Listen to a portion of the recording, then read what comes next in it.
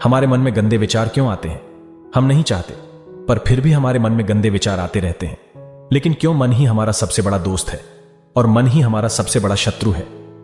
जब हम अपने मन के हिसाब से चलते हैं तो मन हमें भटका देता है, और जब हम मन को संतुलित कर लेते हैं तो हम अपनी जिंदगी में सब कुछ कर लेते हैं। हम हमारे मन में आने वाले गंदे विचारों को रोकने की कोशिश करते हैं, पर जितना हम रोकते हैं उतने यह विचार हमारे अंदर प्रवेश करते जाते हैं।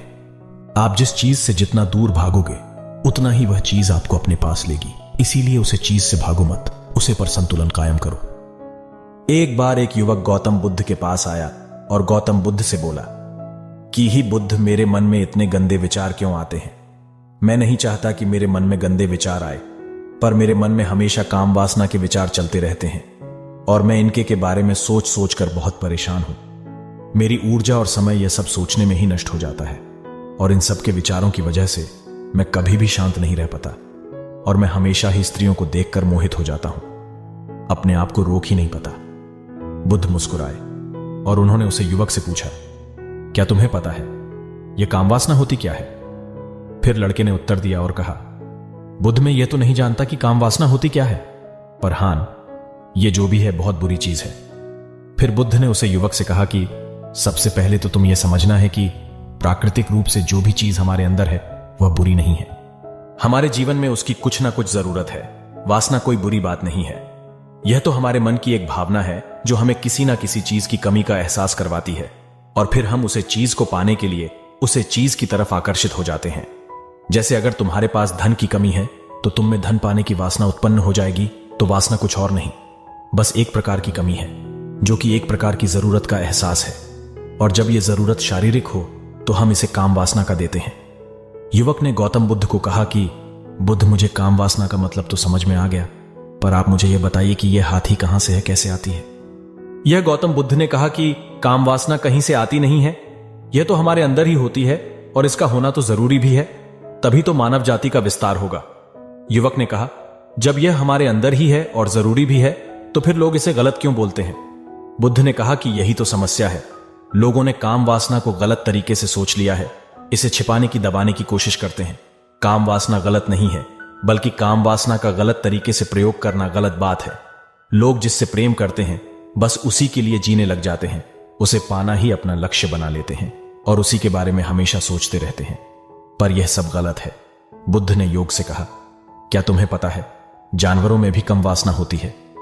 युवक ने उत्तर दिया, हां बुद्ध, जानवरों में भी काम वासना होती है, क्योंकि जानवर भी तो आखिर अपनी पीढ़ी को आगे बढ़ाएंगे। बुद्ध ने कहा, तो फिर हम जानवरों की काम वासना को गलत क्यों नहीं कहते? युवक ने कहा, मुझे नहीं पता महात्मा, आप ही मुझे बताइए। गौतम बुद्ध ने कहा कि जानवर अपनी काम वासना का प्रयोग आनंद प्राप्ति के लिए नहीं करते, वह तो सिर्फ संतान उत्पन्न करने के लिए काम वासना का उपयोग करते हैं। जानवरों को प्रकृति ने इतनी समझ नहीं दी कि वह काम वासना को अपने सुख का आधार बना सके, जबकि मनुष्य अपनी समझ के बलबूते पर प्रकृति में पाई जाने वाली प्रत्येक वस्तु को अपने सुख के लिए अपने प्रयोग करता है। हम इंसानों ने ही काम वासना को अपने सुख का साधन बना लिया है, जबकि प्रकृति ने तो हमें अपने वंश को आगे बढ़ाने के लिए दिया था, लेकिन इंसानों ने इसे अपने जीवन का परम लक्ष्य बना रखा है, और इस तरह से काम वासना का बेलगाम हो जाना गलत है। युवक ने मुझसे पूछा, महात्मा जी, ये कम वासना हम पर हावी क्यों होती है? क्यों यह बेलगाम हो जाती है?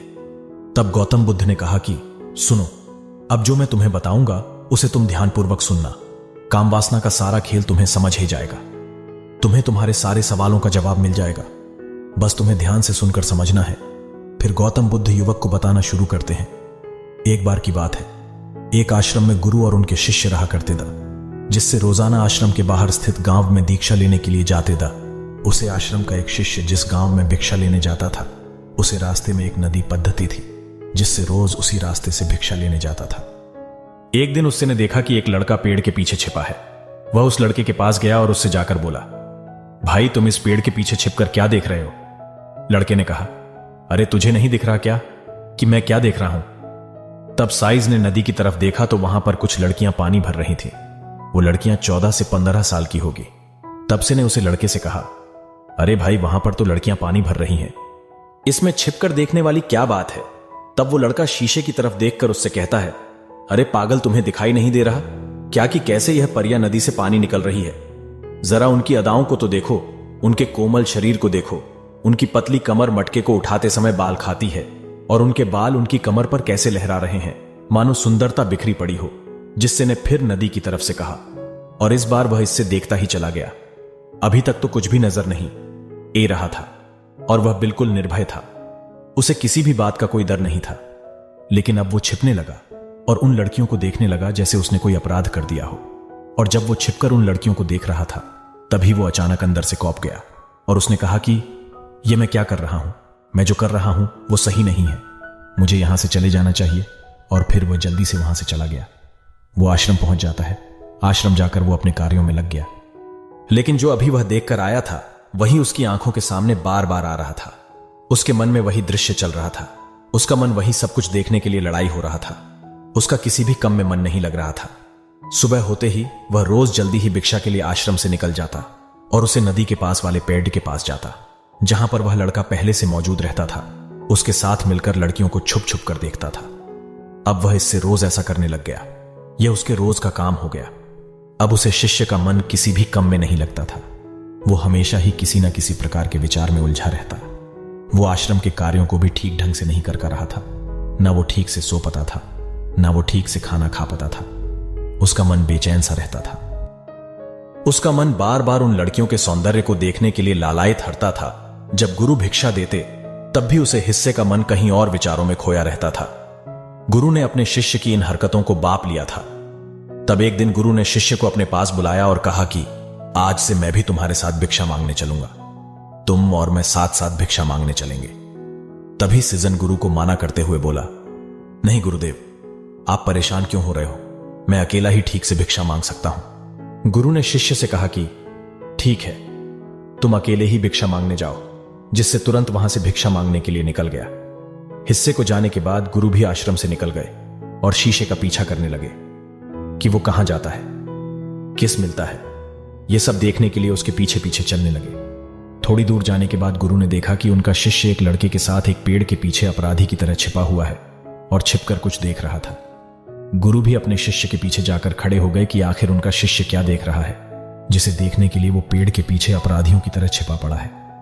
गुरु ने देखा कि उनका शिष्य पेड़ के पीछे छुपकर लड़कियों को देख रहा था जो कि नदी से पानी भर रही थी। तभी गुरु ने शिष्य को कहा कि तुम क्या देख रहे हो।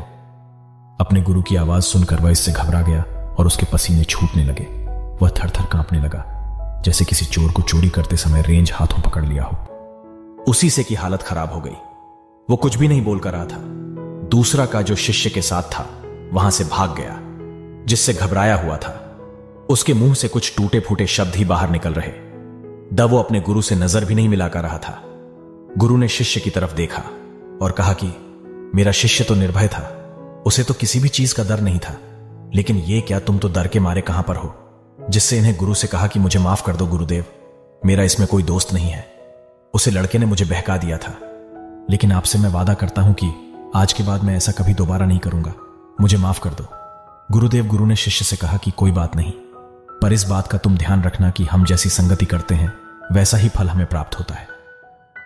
हम जैसी संगति करते हैं उसके विचार हमारे अंदर प्रवेश करते हैं। इसीलिए अच्छी संगति करो जिससे तुम्हारे अंदर अच्छे विचारों का प्रवेश हो।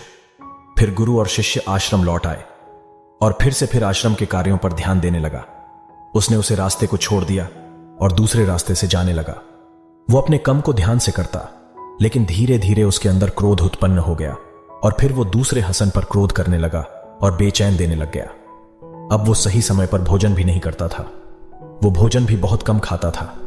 एक रात गुरु शिष्य के पास आए और उसे बोले कि अब तक तुमने कितनी बार अपना वादा तोड़ दिया। यह सुनकर शिष्य अपने गुरु के चरणों में गिर गया और रोने लगा। रोते रोते ही उसने गुरु से कहा कि गुरुदेव, मैं कई बार अपना वादा टूट चुका हूं। फिर वादा कर लेता हूं, लेकिन हर बार मैं वादा तोड़ देता हूं। मेरा मन मेरे नियंत्रण में है ही नहीं। मैं बहुत कोशिश करता हूं कि मैं अपने मन से सारे बुरे विचारों को निकल डन, लेकिन मैं चाहकर भी ऐसा नहीं कर रहा हूं। फिर गुरु ने शिष्य को कहा कि चलो मेरे साथ। गुरु शिष्य को आश्रम के बगीचे में लेकर गए और किसी से कहा कि देखो, यहां पर कुचिया बनी हुई है जिससे नदी का पानी इन पौधों तक आ रहा है और यह पानी एक निरंतर भाव से आ रहा है। क्या तुम इस पानी के बहाव को रोक सकते हो? शिष्य ने कहा कि हां गुरुदेव, मैं इस बहाव को रोक सकता हूं। फिर शिष्य ने मिट्टी उठाकर उसे नाली में दल दी। वो पानी थोड़ी देर के लिए रुक गया और फिर थोड़ी देर बाद उसे रेत के ऊपर से पानी आ गया। गुरु ने शिष्य से कहा, अरे ये क्या, ये तो पानी रुका ही नहीं। फिर से ने कुछ कंकर पत्थर उठाकर उसे नाली में डाल दिए और फिर थोड़ी देर के लिए पानी रुक गया। लेकिन फिर थोड़ी देर बाद ही उन कंकड़ पत्थर के ऊपर से पानी निकल आया। फिर गुरु ने कहा कि इससे यह क्या हुआ, पानी तो फिर से आ गया। तुम तो बोल रहे थे कि तुम इसे रोक दोगे। क्या हम किसी कम को रोकना चाहे तो क्या हम उसे रोक नहीं सकते? तब सीसी ने कहा, कोई बात नहीं गुरुदेव, मैं इस पानी को तो आपको रोक के दिखाऊंगा।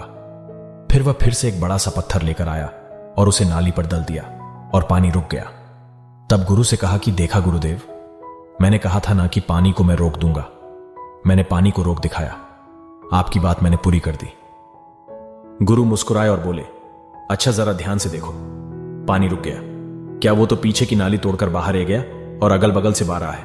और ध्यान से देखो, इस पत्थर की आगे भी आ गया और ये पानी अपना रास्ता बदलकर फिर से आगे की तरफ बह जाएगा। और फिर थोड़ी देर बाद ऐसा ही हुआ। फिर गुरु ने शिष्य को समझाया कि तुम्हारे साथ भी तो ऐसा ही चल रहा है। तुम बार बार प्रयास कर रहे हो, बड़े से बड़ा प्रयास कर रहे हो, पर हर बार तुम्हारा प्रयास टूट रहा है और यह हमेशा टूटता ही रहेगा। तुम कितना भी बड़ा पत्थर रख लो, लेकिन पानी तो अपना रास्ता बना ही लेगा। यह सब देखकर गुरु से कहा कि ही गुरुदेव, क्या कोई तरीका नहीं है जिससे मैं गंदे विचारों से बाहर निकल सकूं और यह मेरे मन में आई नहीं। गुरु शिष्य को एक नदी के पास ले गए जहां से उसे बगीचे में पानी नहीं आ रहा था। गुरु ने शिष्य से कहा, वो पानी इसी नदी से जा रहा है। अगर हम यहीं से उसे रास्ते को बंद कर दें जहां से पानी बगीचे में जा रहा है, तब क्या हम पानी को रोक नहीं सकते? जिससे ने कहा कि हां गुरुदेव, अवश्य ऐसा हो सकता है। मैं इस पानी को यहीं से बंद कर देता हूं, तब आगे की नाली में पानी जाएगा ही नहीं और फिर बगीचे में पानी जाएगा ही नहीं। फिर से इन्हें नदी से जाने वाले रास्ते को बहुत मेहनत करके पत्थर और मिट्टी दल डालकर बंद कर दिया और गुरु से कहा कि गुरुदेव, मैंने पानी को बंद कर दिया है, अब यह पानी बगीचे में जाएगा ही नहीं। तब गुरु ने कहा, किसी से अगर पानी बगीचे में नहीं जाएगा तो पेड़ पौधों को पानी कहां से मिलेगा? उन पेड़ पौधों को तो पानी की आवश्यकता है और उन पेड़ पौधों में कुछ पेड़ पौधे तो ऐसे हैं जिनको रोज पानी की आवश्यकता है। वह तो मुरझाकर मर ही जाएंगे, उनका क्या होगा? पानी तो हमें खोलना ही होगा। जिससे ने गुरु की बात सुनकर वापस नदी से जाने वाले पानी का रास्ता खोल दिया। तब गुरु ने शिष्य से पूछा, जिससे अगर हम इस नदी के पूरे पानी को बगीचे की तरफ मोड़ दे तो क्या होगा? तब साईं जवाब दिया कि गुरुदेव, वहां पर जितने भी पेड़ पौधे हैं, पेड़ पौधे वो गलकर नष्ट हो जाएंगे, वहां पर कुछ नहीं बचेगा। फिर गुरु मुस्कुराए और बोले, तुम इस बात को समझो कि हमें किसी भी चीज को रोकना नहीं है, बस हमें हमेशा संतुलन बनाए रखना है। कम पानी से भी पौधे नष्ट होते हैं और ज्यादा पानी से भी पौधे नष्ट होते हैं। हमारा जीवन संतुलन से ही चलता है। गुरु ने शिष्य से कहा कि अगर मैं तुम्हें कुछ कहूं कि तुम आम के बारे में मत सोचो, तो तुम्हारे मन में सबसे पहले किसका चित्र आएगा?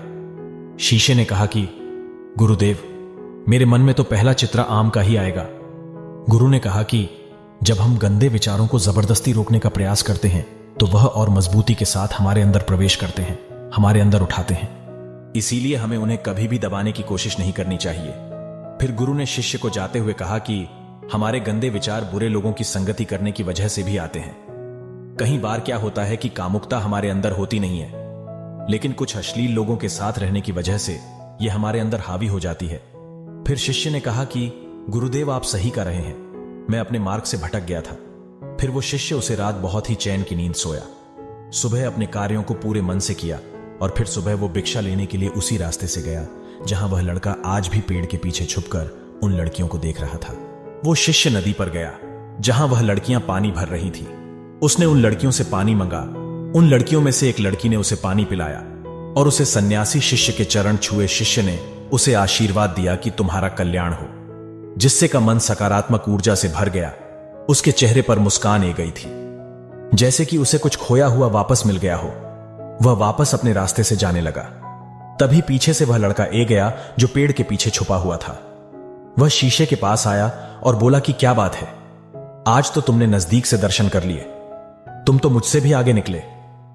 तब शिष्य ने कहा कि हम हमेशा दूसरे के दर्शन करने में ही व्यस्त रहते हैं, अपने दर्शन कर ही नहीं पाते। तुम कब तक इस पेड़ के पीछे छुपाते रहोगे? किसी को पसंद कर लो, उससे बोल दो। अगर वो भी तुम्हें पसंद करती है तो शादी कर लो और उससे पहले तुम कुछ बन जाओ। अपने आप को पहचान लो, ऐसे अपना समय बर्बाद मत करो। फिर वह लड़का रोज उससे मिलने लगा और उसे लड़के ने नदी पर जाना छोड़ दिया। और फिर वो लड़का अपने जीवन में कुछ बनने के लिए संघर्ष करने लगा। तो तुमने देखा संगति का असर क्या होता है। अपनी संगति बदलो, अपने विचार बदलो। बुद्ध ने युवक से पूछा कि क्या तुम्हें तुम्हारे सारे सवालों का जवाब मिल गया? तब युवक ने कहा कि हां महात्मा जी, आपका बहुत बहुत धन्यवाद। तब गौतम बुद्ध ने युवक से कहा कि जब तुम्हारे मन में गंदे विचार आए तब आप अपने आप को दोषी मत मानो। यह शरीर है और यह सब इसने हजारों वर्षों से सीखा है। एक केवल तुम्हारे सोच लेने से, शपथ लेने से यह टूटने वाला है नहीं, लेकिन तुम्हारे पास वो शक्ति है, वो ऊर्जा है जिसका तुम्हें संतुलन उपयोग करना है। तुम एक जीवित ऊर्जा हो जो कुछ भी अनुभव करने के लिए स्वतंत्र है, जो निर्माण करने के लिए स्वतंत्र है। इसीलिए तुम अपने आप को पहचानो। यह बोलकर गौतम बुद्ध मोहन हो गए और वो युवक वहां से चला गया।